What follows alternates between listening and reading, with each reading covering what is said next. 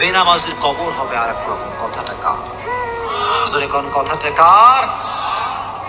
বেনামাজি যখন কবর করা হবে, বেনামাজির কবরে দুইজন ফেরেশতা আসবে, এসে বলবে মার রব্বু, তোমার প্রভুকে। বেনামাজি বলবে প্রভু? রব মানে তো আমি বুঝি না। আল্লাহ কারে কয় আমি তো জানি না। কারণ আজীবন সে রবের সামনে সিজদা করে নাই, চিল্লা এখন ঠিক কিনা? মাজার পূজারী যে হবে সেও কিন্তু আল্লাহর সামনে উত্তর দিতে পারবে না, চিল্লা এখন ঠিক কিনা? মাজার পূজারী আছে না নাই? মাজারের সামনে সিজদা এরকম লোক আছে না নাই? উত্তর করতে পারবে না। প্রথম প্রশ্ন বেঁধে যাবে। দ্বিতীয় প্রশ্ন মান নাবিয়ুকা, হু ইজ ইউর প্রফেট, তোমার নবীর নাম কি? সে উত্তর করতে পারবে না।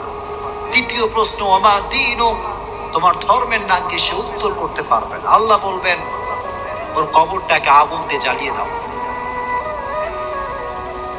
কবরটাকে ছারখার করে দাও আগুন দিয়ে। কবরের ভেতরে দাও দাও করে আগুন জ্বলতে থাকবে। বেনামাজি চিৎকার করবে আব্বা তুমি কোথায়, আম্মা তুমি কোথায়? দুনিয়ার জমিনে বিপদে পড়লে আব্বা বাঁচিয়েছে, আম্মা বাঁচিয়েছে, কিন্তু কবরে কি কেউ বাঁচাতে পারবে? কেউ পারবে?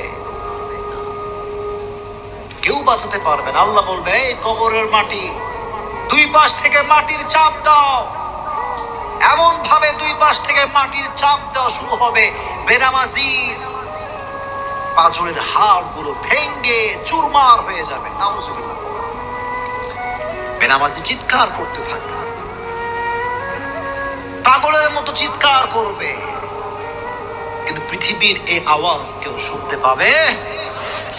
আর যারা সুদখোর হবে, আল্লাহর হাবিব সাল্লাল্লাহু আলাইহি ওয়াসাল্লাম বলেছেন সুদখোরের পেটের ভিতরে সাপ থাকবে। সাপ কিলবিল কিলবিল করতে থাকবে, তার নাড়ি ভুঁড়ি কামড়িয়ে কামড়ে শেষ করে ফেলবে, কিন্তু সেখানে কোনো মৃত্যু নাই।